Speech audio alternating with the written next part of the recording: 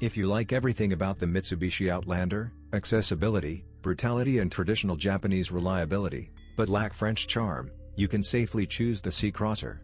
By design, these crossovers are almost identical. Since we are talking about the C-Crosser, we cannot fail to mention the Peugeot 4007, which differs from the related Frenchman in external styling, as well as nameplates on the body and in the cabin.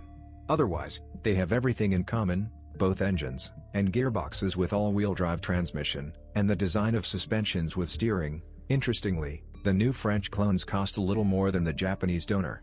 Logically, prices for used Citroen C-Crossers should have been slightly lower than for Mitsubishi Outlander of the same age. After all, French cars a priori quickly lose value. However, reality says otherwise. The C-Crosser has an enviable liquidity in the secondary market, and the price tag for it is sometimes even higher than for the Outlander. Apparently, his Japanese origin and attractive appearance affect him. The crossover was sold in global markets with both 5 and 7-seater saloon and 3 engines, petrol 2.0, 147 horsepower, and 2.4 liters, 170 horsepower, from Outlander and French turbo diesel 2 liters, 156 horsepower. The standard petrol version has a 5-speed manual transmission, while the turbo diesel has a 6-speed one.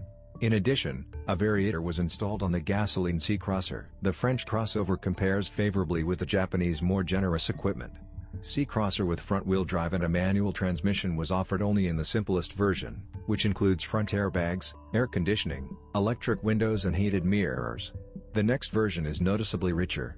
It had a color display, climate control, headlight washers, light and rain sensors. Leather was used in the interior trim.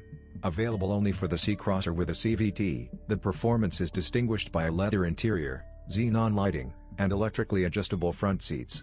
It also has footrests, a third row of seats and an automatic second row folding mechanism. Gasoline engines with a volume of 2.0, 147 horsepower, and 2.4 liters, 170 horsepower, are the same in design and reliable. In the drive of the gas distribution mechanism in engines, a strong, so-called backlash-free chain is used. Its service life is calculated for the entire life of the unit. Apparently, this is actually the case, since there have not yet been cases of its replacement. The engines do not have hydraulic valve compensators, they are regulated by the selection of washers. This operation will be required only after 100,000 km or even later. Experts advise periodically monitoring the condition of the rollers of the auxiliary drive belt, pump, power steering pump and generator, since by 60,000 km plastic rollers wear out. Their working surface turns from cylindrical to conical or barrel-shaped over time. In the end, the belt slips and jumps off. True, in most cases this happens without serious consequences for the engine. Turbodiesels with a common rail power system are very reliable. After 4 to 5 years of operation, it will be necessary to replace the glow plugs as a preventive measure. And in order not to spend money on new injection nozzles, they should be periodically washed with a special liquid. The durability of the fuel pump directly depends on the quality of the fuel, so it is better to refuel at proven gas stations. In the manual gearbox, by 150,000 kilometers, you will have to change the lever backstage bushings. The CVT variator manufactured by Aisin in the early versions, due to the irreversible wear of the pressure cones, twitched and worked noisily. Officials changed the box under warranty. After making changes to the design of the variator in 2008, there were no serious problems with the variator. The all-wheel drive transmission of the Citroen C-Crosser is reliable. It can operate in 3 modes, 2WD, front-wheel drive, 4WD, all-wheel drive, and lock. In the latter case, the center clutch is forcibly blocked, thereby providing more confident movement on light off-road conditions. There are almost no weak points in the transmission, except perhaps an outboard bearing, which wears out after 100,000 km.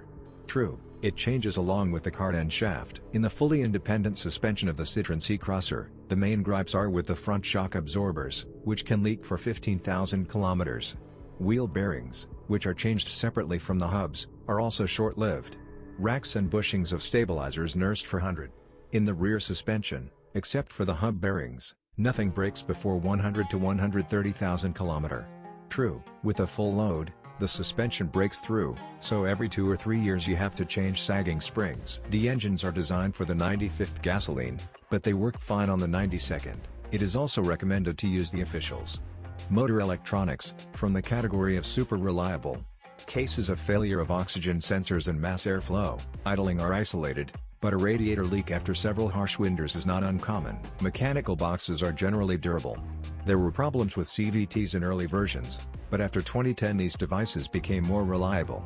In an all-wheel drive transmission, by 100,000 kilometers, the outboard bearing must be updated, which changes as an assembly with the cart end shaft.